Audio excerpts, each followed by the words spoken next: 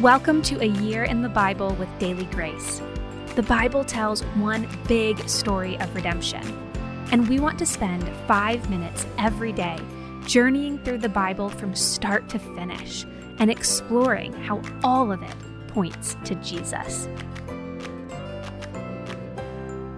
Hey everybody, welcome back to A Year in the Bible with Daily Grace. My name is Jenny, and today we are discussing Esther 7 through 10, the final chapters of Esther. Yesterday, when we left off, Esther had learned of Haman's plot to kill the Jews, and with Mordecai's encouragement, has decided to see if she could save the Jewish people. However, in wisdom, Esther decides to throw the king a feast before talking to him about saving the Jewish people. Today's passage picks up in the middle of the feast at the end of the second day. Esther, the king, and Haman are all sitting with one another drinking wine, and the king asks Esther, "What is your wish and what is your request?" Then he promises that he will fulfill her request up to giving her half of his kingdom. This is when Esther makes her move. She first requests that her life be spared for what she's about to tell the king. Then she tells the king about Haman's evil plot to kill Mordecai and all of the Jews. I have to pause and note that she told the king all of this in front of Haman.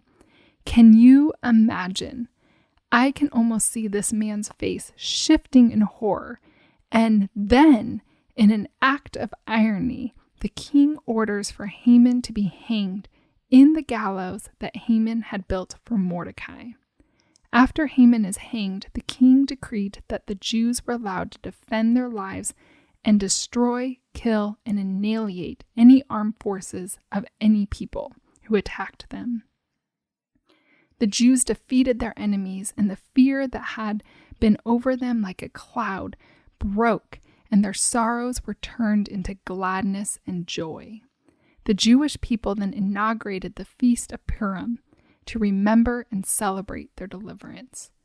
If this all wasn't enough, the king replaces Haman with Mordecai, and Mordecai became the second most powerful person in the whole kingdom.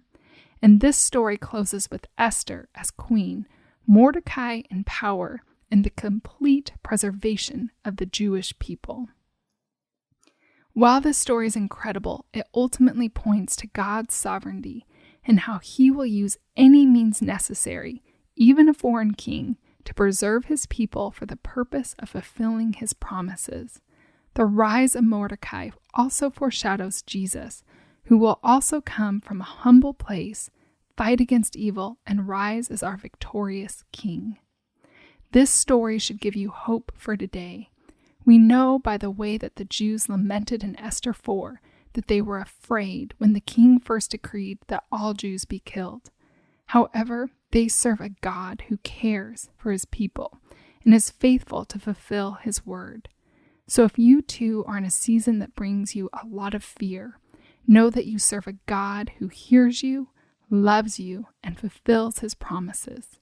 Conversely, maybe you know that God is calling you to do something, but you are afraid to act.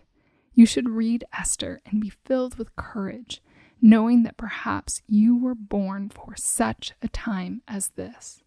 God is inviting you into his great story, and you have a chance to participate in the grand story of redemption.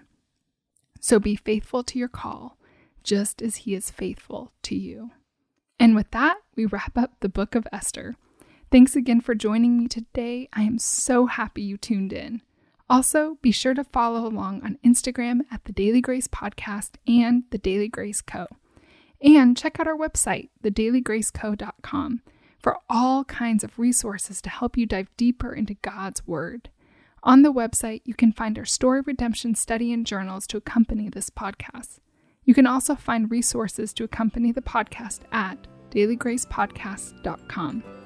Finally, if you enjoyed today's episode and are excited to come back tomorrow, will you take just a minute to leave us a rating or review on iTunes to help more people find the show? Thanks so much and have a great day.